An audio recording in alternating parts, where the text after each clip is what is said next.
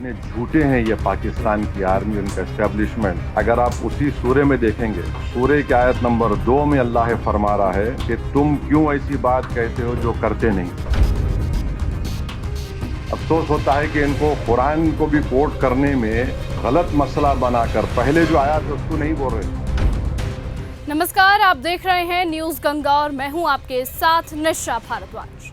भारत और पाकिस्तान के बीच जारी तनाव अब थमता दिख रहा है। शनिवार दोपहर पाकिस्तान ने फोन उठाया, भारत के डीजीएमओ से बात की और शाम 5 बजे से युद्ध विराम पर सहमति बनी। लेकिन असल सवाल यहीं से शुरू होते हैं। अमेरिकी राष्ट्रपति डोनाल्ड ट्रंप ने ट्रुथ सोशल मीडिया पर पोस्ट डालकर खुद को इस सीज फायर का मध्यस्थी घोषित कर दिया। सवाल उठता है कि क्या अब भारत की संप्रभुता का ऐलान वॉशिंगटन से होगा? क्या तीसरे पक्ष की मध्यस्थता, जिसे भारत दशकों से ठुकराता आया है, अब चुपचाप स्वीकार कर लेगी?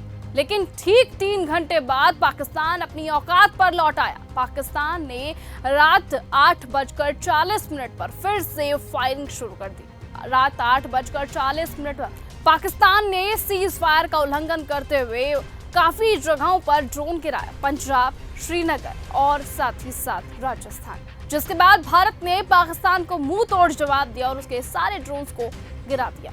जिसके बाद अब ओवैसी ने तीखा वार किया है। ओवैसी ने कहा कि युद्ध विराम ठीक है, लेकिन पहलगाम में हमारे 26 नागरिकों की हत्या का हिसाब कौन देगा?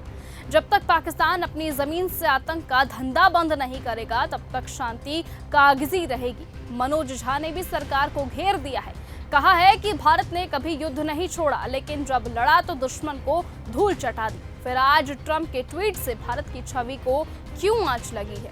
सवाल है कि क्या प्रधानमंत्री मोदी सामने आकर ऐलान नहीं कर सकते थे? इस तरह के सवाल अब विपक्ष उठा रहा है। जम्मू कश्मीर के बॉर्डर पर हमारे अफसर शहीद होते रहे, आतंकी लैब्स पर भारत ने सटीक प्रहार किया, लेकिन पाकिस्तान की सेना ने आम नागरिकों को निशाना बनाया। वही फर्क है हिंदुस्तान और पाकिस्तान की फौज में। भारत की सेना पेशेवर है और राजनीति से दूर है, लेकिन पाकिस्तान की सेना ही वहां की हुकूमत है और वहां आतंक का सौदागर भी है। अब सवाल ये है कि क्या ये युद्ध विराम सिर्फ दिखावा है या पाकिस्तान पर असली दबाव बना है?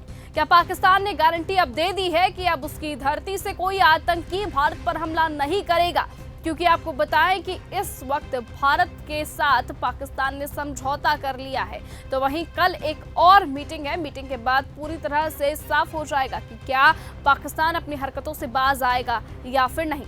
बता दें कि अब खुद असदुद्दीन ओवैसी ने सरकार से सवाल दागे हैं। उन्होंने कहा है कि पहलगाम में जो 26 पर्यटक मरे हैं, उनकी मौत का हिसाब कौन देगा? भीख मंगे हैं ये लोग, यकीन मानो ऑफिशियल भीख मंगे हैं पाकिस्तानी। माने ये इंटरनेशनल मॉनेटरी फंड नहीं, ये इंटरनेशनल मिलिटेंट फंड दे रहे हैं पाकिस्तान को।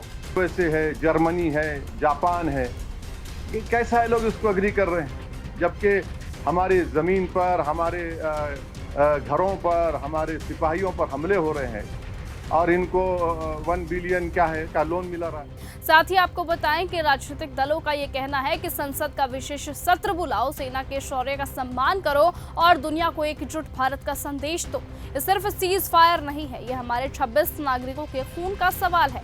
पाकिस्तान को याद दिलाना होगा कि जब हिंदुस्तान एकजुट होता है तो दुश्मन की हर साजिश धूल में मिल जाती है। और अब जम्मू कश्मीर की हुकूमत की जिम्मेदारी की जहां जहां खून बहा है वहां राहत पहुंचे, घायलों का इलाज हो, शहीदों के परिवारों को संबल मिले। लेकिन सबसे बड़ी बात यह कि दुश्मन को यहाँ ये यकीन दिलाया जाए कि हिंदुस्तान शांति चाहता है, लेकिन आत्मसम्मान की कीमत पर कभी भी नहीं झुकता है।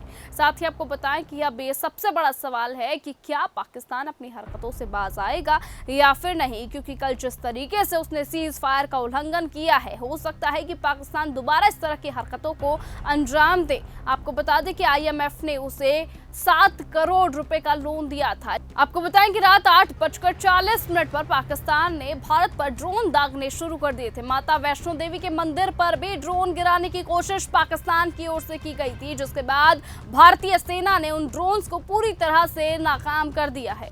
यानी पाकिस्तान कितनी भी अपनी कायराना हरकतें कर ले, लेकिन भारत उसका मुंह तोड़ जवाब उसे जरूर देगा। और अब आने वाला वक्त बताएगा कि क्या पाकिस्तान सुधरा है या फिर नहीं, और क्या भारत उन 26 पर्यटकों की मौत का बदला लेगा, यानी उन आतंकियों को मार गिराएगा या फिर नहीं। ये आने वाला वक्त बताएगा। फिलहाल आज की इस वीडियो में सिर्फ इतना ही। देश और दुनिया के तमाम बाकी खबरों से जुड़े रहने के लिए आप बने रहें और देखते रहें न्यूज़ गंगा। नमस्कार। ऐसी ही खबरों को सुनने और देखने के लिए सब्सक्राइब करना बिल्कुल मत भूलिएगा चैनल न्यूज़ गंगा। खबरें अच्छी लगी तो लाइक का बटन दबाना बिल्कुल मत भूलिएगा। कमेंट बॉक्स में टाइप भी कर सकते हैं और हाँ, शेयर करना भी बिल्कुल मत भूलिएगा।